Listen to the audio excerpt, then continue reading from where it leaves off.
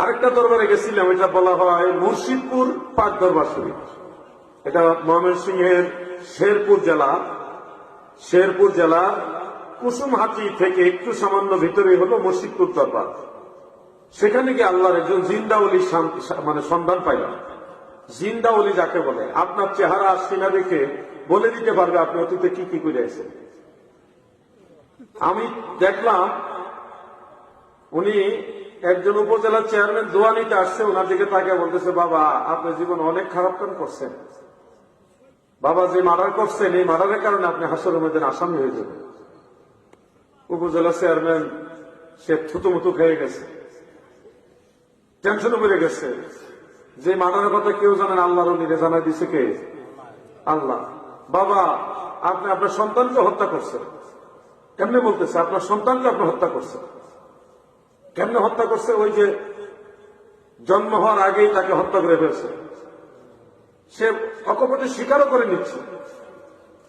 কে কোথায় মামলায় করে এখানে আসছে বিশ্ব হুজুর দেখে দেখে বলে দিতেছে, অথচ তাদের সাথে হুজুরের আগের কোনো দেখাই হয় নাই। তারাও কিছু বলে নাই, তারা বলেও নাই যে হুজুর আমি কি করছি বলেন। হুজুর নিজে নিজে বলে দিতেছে, ডাইনে বামে যারা পারতেছে বলে দিচ্ছে। দৃশ্য দেখে আমি আশ্চর্য হয়ে গেলাম। তো হুজুর আমাকে বলতেছে, মুর্শিদপুর দরবারে হুজুর বলতেছে, বাবা আমার যখন রোগ বেমার হয় মাঝে মধ্যে আমি ওষুধ খাই, ডাক্তারের কাছে যাই, ওষুধ খাই। এরপরে যখন দেখি ভালো হয় না তখন আল্লাহর কাছে কান্না শুরু করছে। আমি দেখলাম কান্নার উপরে কোনো ওষুধ নাই। তুমি যখন কোন কিলার না পাইবে আল্লাহর কাছে কান্না শুরু করো, চোখের পানির চেয়ে বড় ওষুধ আর কিছুই নাই। আমি যখন কান্না দিই তখন আল্লাহ আমার ভালো করে দেয়। তখন দেখলাম মরিদানরা আল্লাহ এবং আল্লাহ রসুলের জন্য কি পরিমাণ যে তারা কান্না করে, চোখের পানি সহকারে। আপন মুর্শিদের জন্য তারা যে কি পরিমাণ কান্দে এটা অতুলনীয়। আমি দরবার থেকে বের হওয়ার সময় দেখি হুজুরের ছোট আওলাদ মাটিতে বৈশা, এরকম মাটিতে বৈশা, অল্প কটা খড়কুটা আছে এরকম বৈশা মুরিদানদের নিয়ে নসিহত দিতেছে। পীর সাহেবের ছেলেও কাঁদতেছে, মুরিদানরাও কাঁদতেছে। আরে কান্না কাকে বলে? আমাকে দেখে হুজুরের আওলাদ দাঁড়াইলেন।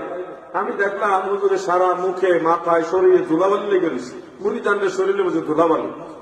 আশ্চর্য হইলাম, পীর সাহেবের ছেলেরা থাকে কত আরামে, আর ওইখানে গিয়ে দেখি পীর সাহেবের ছেলেরা মুরিদের সাথে ধুলাবালি বৈশা কান্তাছে আল্লাহর কাছে। এটা ব্যতিক্রম ধর্মী পরিবেশ। এই পরিবেশটা দেখে আমি আসলেই রীতিমতো একটা বিস্মিত হলাম যে সত্যিকারের ওলি আল্লাহরা এরকমই অহংকার মুক্ত হয়। অনেক পীর সাহেবের ছেলেরা তারা চলে বিশাল বড় বড় দামি দামি গাড়ি দিয়ে, তাদের সাথে দেখা করতে হইলে মাসের পরে মাস ঘুরতে হয়। আর ওই পীর সাহেবের ছেলের আওলাদরা দেখলাম মাটিতে বসে মানুষের সাথে কাঁদতেছে। ব্যতিক্রম। তো সোনাকান্দা দরবার শরীফে আর হলো মুর্শিদপুর দরবার শরীফে দুইটা দরবার আমি গিয়ে দেখলাম আসলে সত্যিকারে অলি আল্লাহদের দরবার ব্যতিক্রম। আরো অনেক অলি আল্লাহদের দরবার আছে, নিঃসন্দেহে আরো অনেক অলি আল্লাহদের দরবার আছে। আমি দুইটা দরবার নাম মেনশন করে বলার উদ্দেশ্য হলো আপনারা অলি আল্লাহদের ভালোবাসবেন। মুর্শিদপুর দরবার শরীফে আমি খুব তাড়াতাড়ি আবার যাবো ইনশাআল্লাহ। হুজুর এমন একজন ব্যক্তি যে রাসূলের পাকের মহব্বতে কথা বলে আবার কান্দে, কোন লৌকিকতা কান্না না, অরিজিনাল চোখের পানি। হুজুর কান্দা দিলে লাখ লাখ হাজার হাজার মানুষ অটোমেটিক কান্দা দিলে। কান্নার একটা মেলা, এমন কান্না আমি আমার জীবনে কোথাও দেখি না। আল্লাহ রসুলের জন্য মানুষ এভাবে কান্দে আমি কোথাও দেখি না। সে ওলি আল্লাহদের সাথে সম্পর্ক রাখবেন, পীর ও মুর্শিদের সোহবতে থাকবেন। সত্যিকারের ওলি আল্লাহ সন্ধান পাওয়া এটা নসিবের ব্যাপার, ভাগ্যের ব্যাপার। আল্লাহর ওলিদের ভালোবাসবেন, তাদেরকে তাজিম করবেন, পীর ও মুর্শিদকে সম্মান করবেন।